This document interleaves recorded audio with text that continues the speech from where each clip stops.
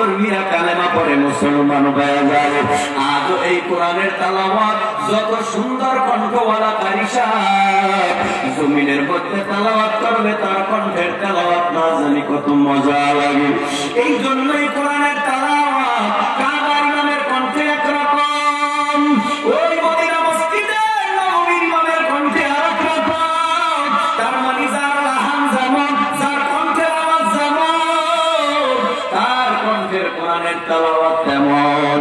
আল্লাহ পাক রব্বুল আলামিন বলেন, ওয়া ইয ক্বালা রাব্বুকা লিল মালাইকাতি ইসজুদু লিআদাম ফাসাজাদু ইল্লা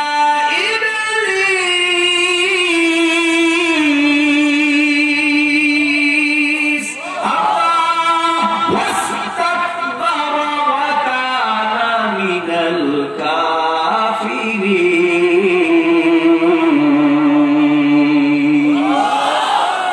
মজা লাগে না? এটা বললাম এক লাহানে, আর এক লাহান শুনবেন কি মজার তেলাওয়াত। আল্লাহ কোরআনের তেলাওয়াত কি যে মজা লাগে, মুমিনের অন্তরের মধ্যে ঈমান বেড়ে যায়। আল্লাহ কোরআনের তেলাওয়াত যখন করা হয়, মুমিনের অন্তরের মধ্যে ঈমান বেড়ে যায়। ইন্নামাল মুমিনুনা আল্লাযীনা ইযা যুকিরাল্লাহ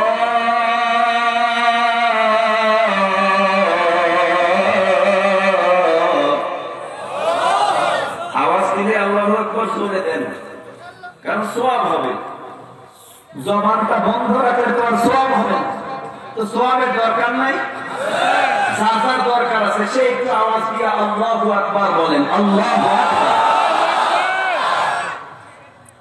ইন্নামাল